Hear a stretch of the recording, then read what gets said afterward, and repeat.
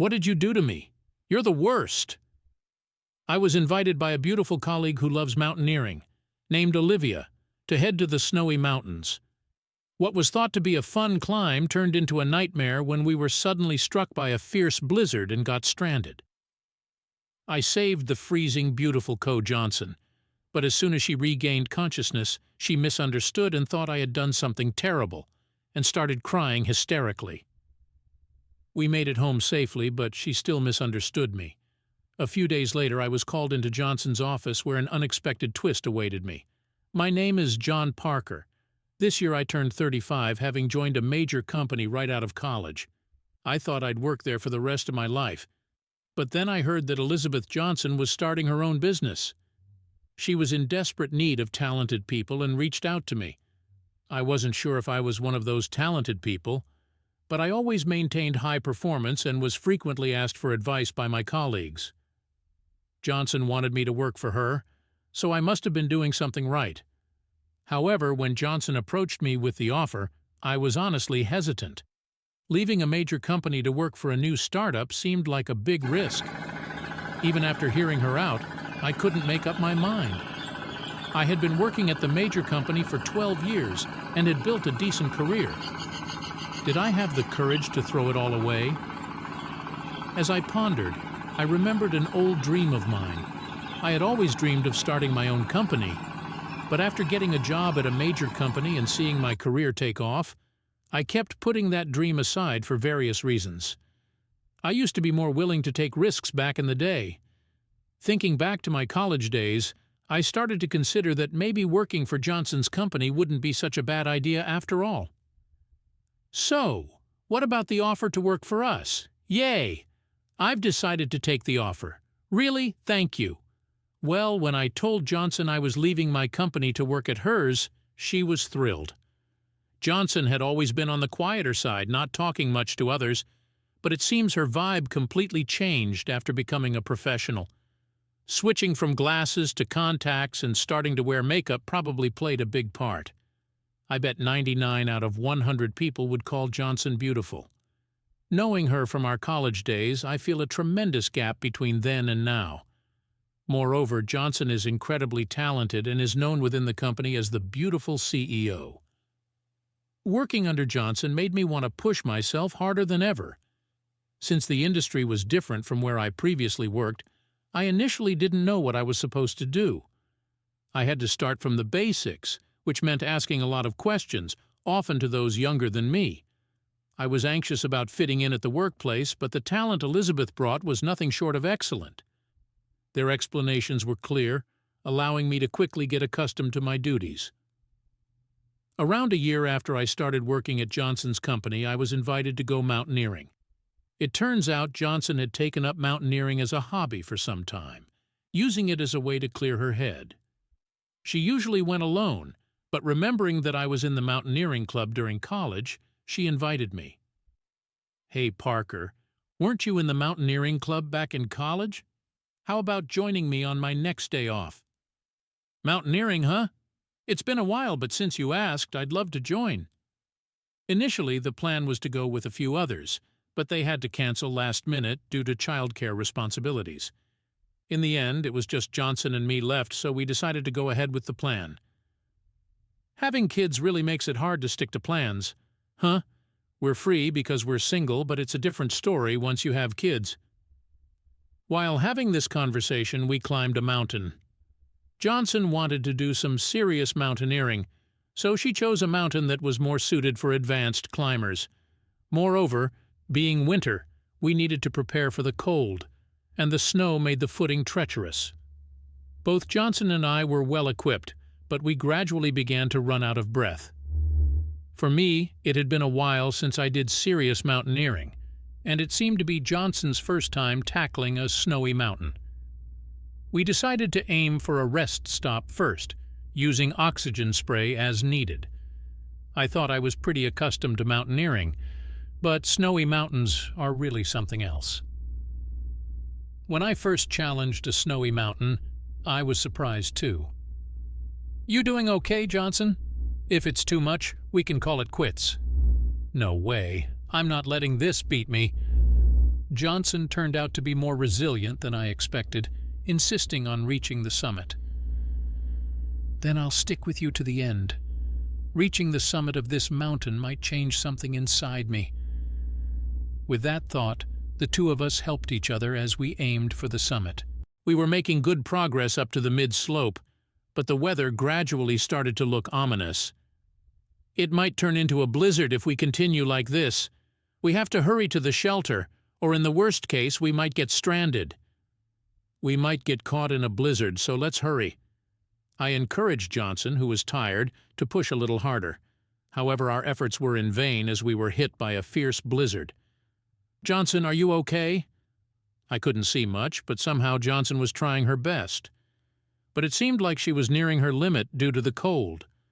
Somehow recalling the map in my head, I tied Johnson and myself together with a rope to proceed. Tying us together with a rope meant we wouldn't get separated. After walking for a while, we finally saw the sign for the shelter appear before us. We finally made it. Let's get inside quickly.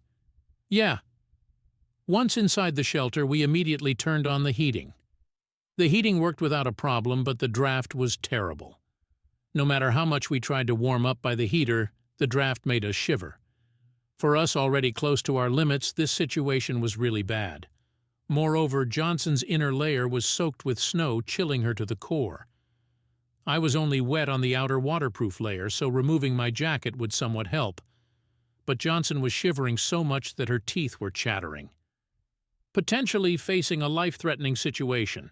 Trying to raise Johnson's body temperature somehow, I looked for ways to warm up the room. "I might not make it, I can't feel my hands." "It's okay, let's just warm up and wait for the blizzard to pass."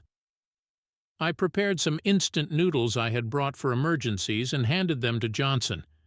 Johnson managed to hold the cup and eat the noodles, but she kept dropping the fork because she couldn't feel her hands. Right after eating the noodles, she seemed to warm up, but as time passed, she returned to her previous state. We were huddling together for warmth when suddenly Johnson collapsed onto me. "Hey, are you okay, Johnson? Come on, stay with me." It seemed like Johnson was getting hypothermia from her inner layers being wet with snow, losing consciousness. Normally, under these circumstances, I shouldn't do this, but this is an emergency. I quickly took off Johnson's wet clothes and wrapped her body in a blanket. Removing the wet clothes should help her body warm up a bit. I focused on warming up Johnson's body, waiting for the blizzard to pass. Even though I was in the mountaineering club, I've never encountered a blizzard this severe. But if I start to lose hope now, Johnson will feel anxious when she wakes up. So I tried not to think about the worst-case scenario, and instead thought about what we'd do when we got home. Let's watch that TV show when we get back. Or let's go out for pizza. Just thinking about these things helped distract me a bit. Johnson didn't wake up, but she was breathing slowly. I was worried about her not waking up, but she must be warming up while sleeping. She should wake up eventually. In the end, about 5 hours had passed by the time the blizzard stopped. Since we arrived at the shelter, it's about time she woke up. But just as I was thinking this, Johnson woke up on my lap. "Did I fall asleep?" "You passed out. I'm glad you woke up. The blizzard seems to have passed." "Is that so? That's good." Johnson realized she wasn't wearing her clothes, quickly got up and moved away from me. I tried to explain the situation, but my words didn't seem to reach her. Inner panic set in. Instead, the more I tried to explain, the more it sounded like excuses to Johnson. "What did you do to me? You're the worst." "No, there's a reason for this." "What reason?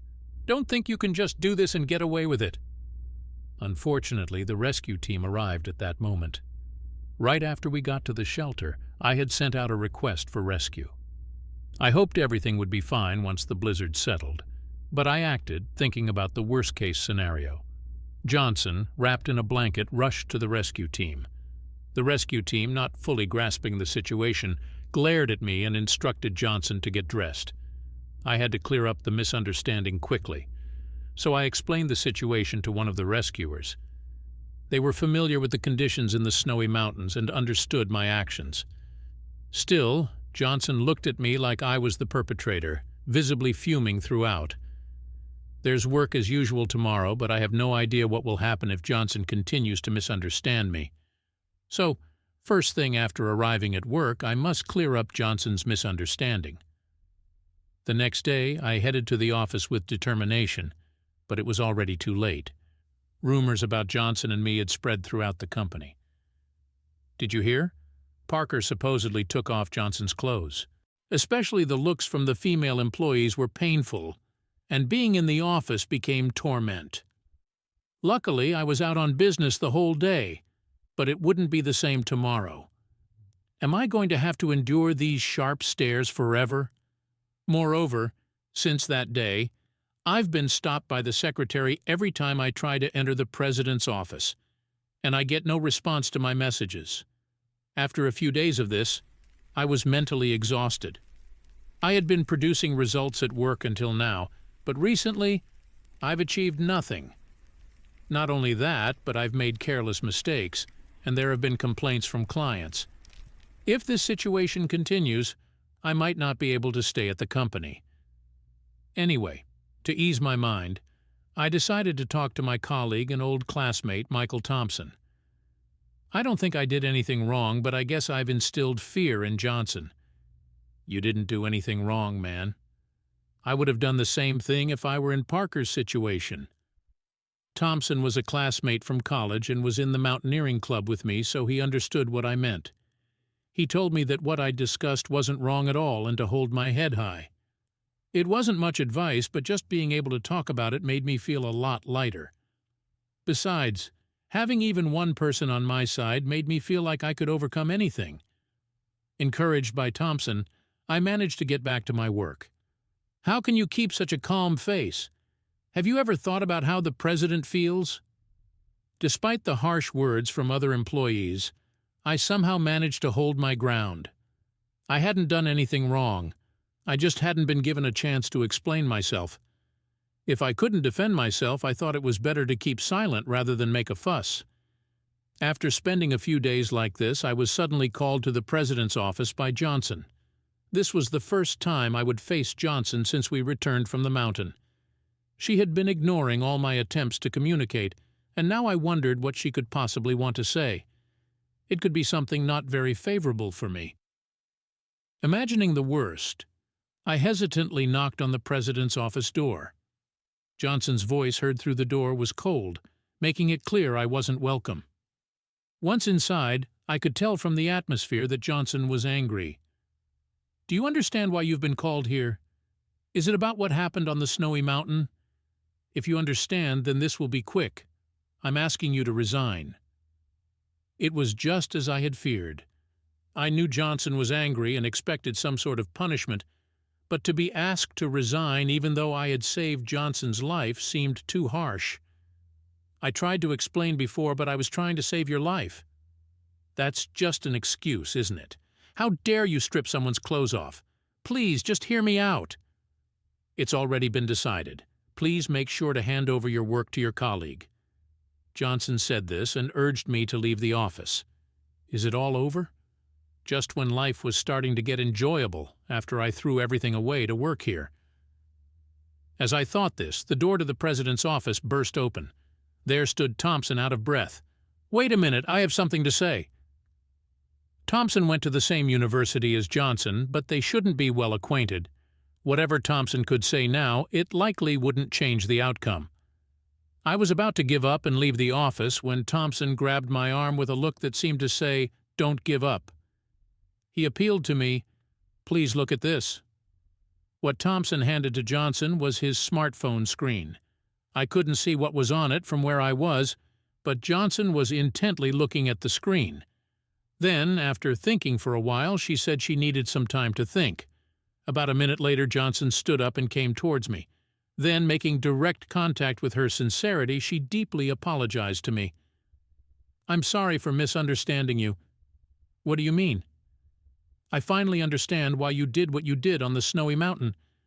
When Thompson showed me the smartphone screen, it had instructions for rescue. Wearing wet clothes, no matter how much you try to warm up, your body temperature will continue to drop. So the best thing to do is to take off the wet clothes and wrap yourself in a blanket. So that was the way to do it. Being in the situation myself, I hadn't thought to use external information to explain why I acted the way I did. Although internet articles can be unreliable with so much information available, Johnson had no choice but to be convinced. Thompson came running to make sure I didn't get fired. More than avoiding resignation, I was moved to tears that Thompson went out of his way to help me. We were in the same mountaineering club in college, but we weren't that close back then. So when we joined the same company, we didn't talk much, and I didn't think we were real friends until I approached him for advice. But here he was, desperately trying to help me. I don't know why Thompson would go to such lengths to help me, but for now I'm just grateful for his actions. Later, Johnson made an announcement in the company, and the misunderstanding was cleared.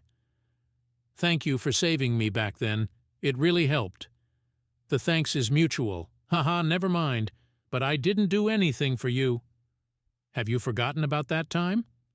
With that, Thompson began to tell a story from our college days. I had just started college and didn't have anything particular I wanted to do, so I wasn't planning to join any clubs. But at that time, I was invited by a friend to join the mountaineering club. I had absolutely no interest in mountaineering, but since it was an invitation from a friend, I decided to participate just once. I was captivated by the charm of mountaineering from that single experience and decided to join. My friend didn't seem to fit in well and ended up joining another club.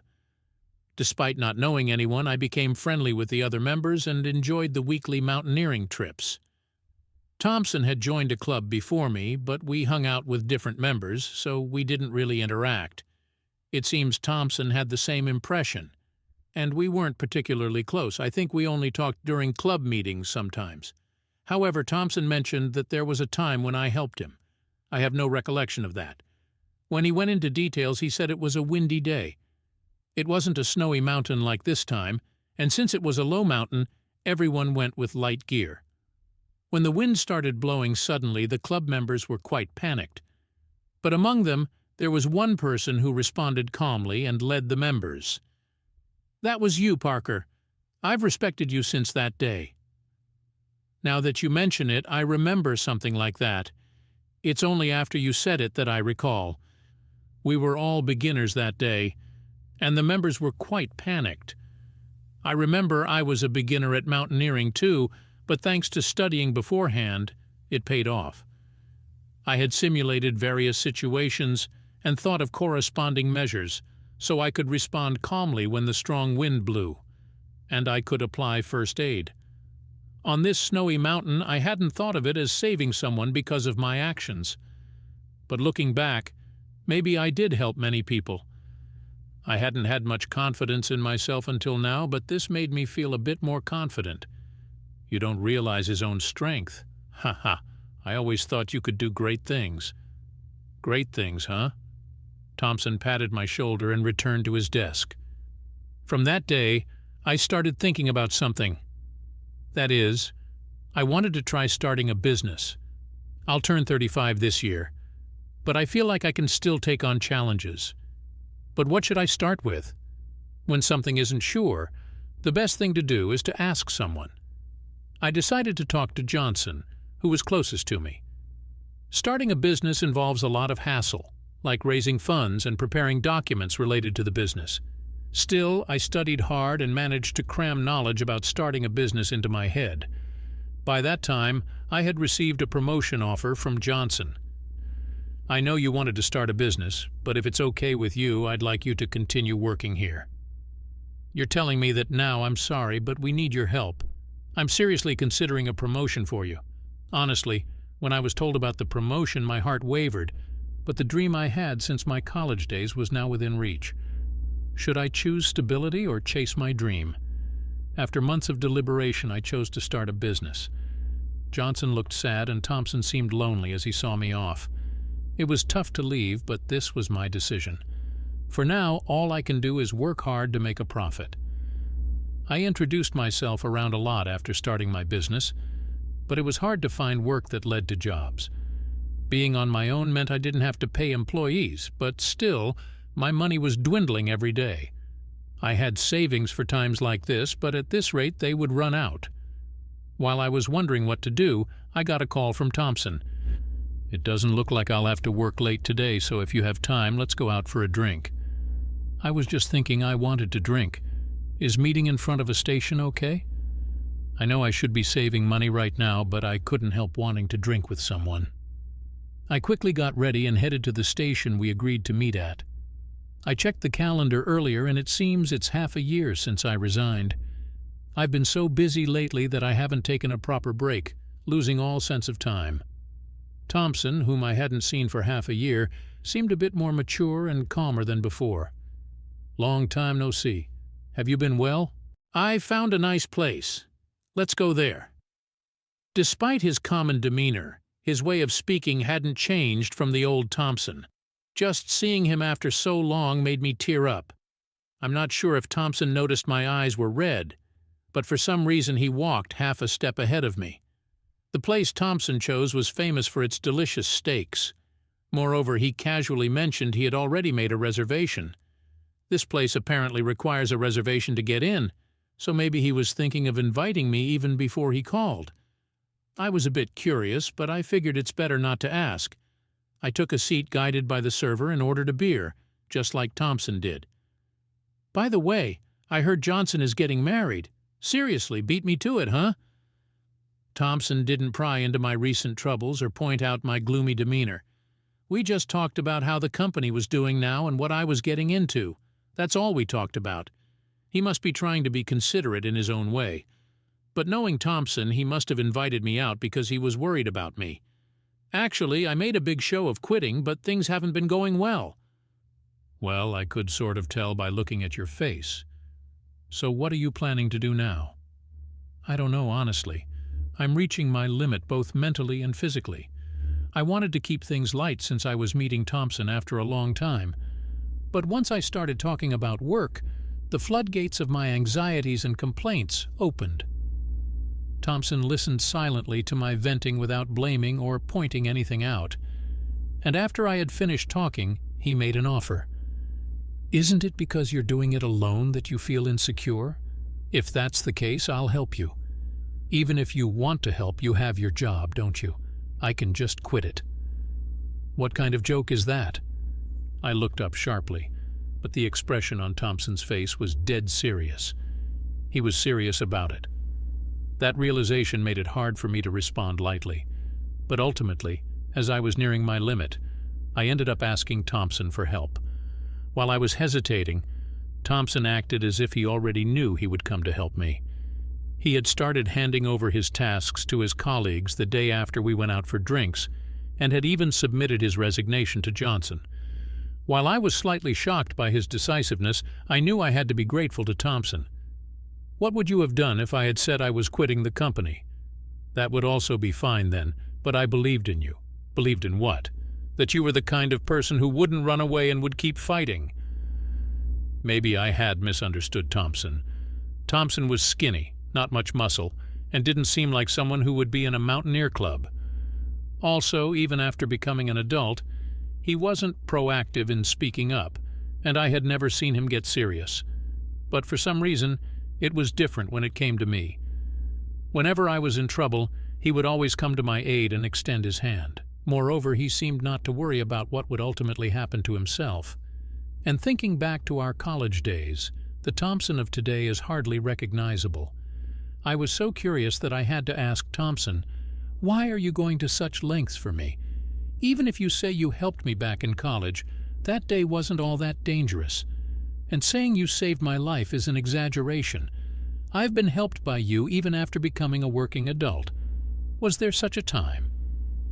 I fought back over everything from when I joined a company to now. Could it be that time? There were a few incidents that came to mind. When I was just getting used to work, a major problem occurred in the office. Data on the computer was completely lost and there was no backup. In the worst situation, I was the one who raised my hand. I have been studying programming and IT as a hobby and thought I might be able to restore it. Other employees offered to help, but since I would have had to teach everything from scratch, I asked everyone to go home, and I stayed at the company alone to work. It was an urgent job, so I stayed up all night working on the recovery. I think it took about 3 days to restore everything. Come to think of it, Thompson might have been among those employees who offered to help when I talked about the major trouble. Thompson nodded yes. I was really worried at that time, but Parker stepped up first and worked so desperately on it, and that's what saved us. To Thompson, helping someone in trouble was natural, but that must have meant a lot to Thompson. That's why he's helping me like this. I was looking for a thank you, but what I did came back to me in a full circle. From there, Thompson and I started from scratch and somehow shaped the business. During that time, neither of us had work, so we started running out of money and ended up working night shifts at a convenience store to make ends meet. It had been since college since I last worked a part-time job, but it turned out to be surprisingly interesting. We worked the night shift at a convenience store in a business district, which allowed us to observe all kinds of people, including some company presidents. There were quite a few hours when it was slow, and we got to befriend various people. Some were working late, while others had just started their own businesses. Interacting with so many people made me realize I wasn't trying hard enough. Having Thompson come to help might have made me a bit complacent. Through the night shift at the convenience store, I learned a lot. Maybe it's time to really get things rolling. Maybe we can make it work now. After about 7 months of working the convenience store job, we decided to start moving our company forward in earnest. Thanks to the network we built during our part-time job, we slowly started to get work. By the time 2 years had passed since starting our business, we were consistently in the black. We were even able to hire a few employees, making our startup a success. Since then, a lot has happened, including being invited to Johnson's wedding. Johnson apologized for the misunderstanding on the snowy mountain, and now it's just a funny story. After working non-stop for so long, we finally decided to take a break, and the place we headed to was the Odin restaurant we had visited before. This Odin really is delicious, right? I knew you'd like it, Parker. Thompson, you seem to know everything about me, huh? Of course. We're friends, aren't we? Thompson, perhaps embarrassed by his own words, looked away out the window. I followed his gaze, and there was a big full moon visible. It's said that we can't see the far side of the moon from Earth, but I wonder what it's like. Chasing after something you'll never know might be fun, but I want to pursue things where I can see the results. And as a result, I've found companions who have stuck with me. Maybe it's all right for people to show only one side of themselves, just like the moon. But if you can know everything about the other person, you can build a deeper relationship. In fact, I have shown my worst side to Williams, and as a result, we have fought many times. Conversely, I know Thompson's flaws, and there are times when they irritate me. By accepting the unpleasant parts of each other, perhaps a true relationship can be built. In today's society, finding someone like Thompson is difficult because everyone wants to show only their good side, and some people don't show their true selves, also like Johnson. After we return from the snowy mountain, there are those who won't listen, even if you have your reasons. Even if you did nothing wrong, everything can end with a misunderstanding. No matter how much you want to connect with someone, there's no guarantee they will reciprocate. I think this applies to work, love, and various other relationships. While thinking about these things, I sipped on Japanese sake, gazing at the full moon. Usually we chat noisily, but that day, both Thompson and I quietly enjoyed our drinks. Since then, we have struggled to grow our company. The employees Thompson found are all excellent, and several years have passed without any major troubles. Thinking the employees could manage the company for a while, we decided to head overseas. It's fine to expand a business in Japan, but we thought there might be bigger opportunities abroad. Overseas, there are different values, and the demand and supply vary. So after arriving abroad, we focused on building connections. At first, the people we met were all friendly and taught us various things. Additionally, many people start businesses while still students abroad, and we were able to hear stories about company management. Though we didn't find new business partners abroad, we came up with ideas for expanding overseas. As soon as Williams and I returned to Japan, we discussed how to develop our business abroad. There's still much to do, but the only way is forward. Even if difficulties arise, I feel like we can overcome them as long as Williams is with me. I thought this while looking at Williams's profile as he talked about business plans.